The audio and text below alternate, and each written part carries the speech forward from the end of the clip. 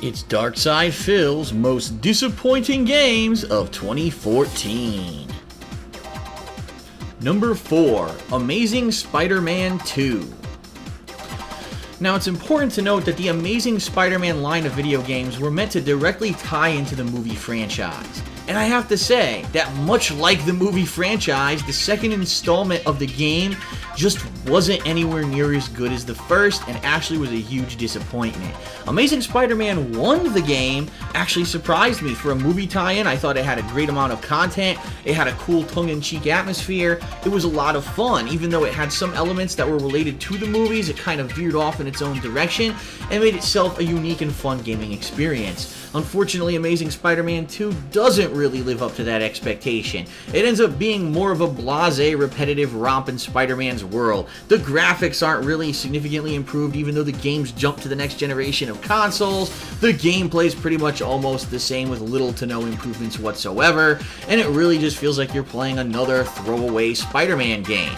Some of the cooler parts of the game are actually things involving Kraven the Hunter and a few other bosses that are interesting because they're not part of the movie.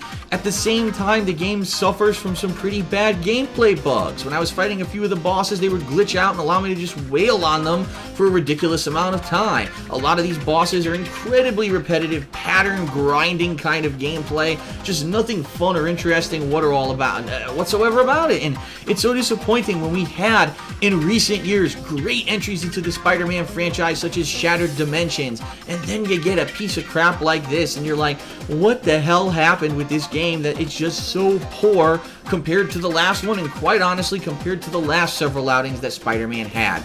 A disappointment, much like the movies.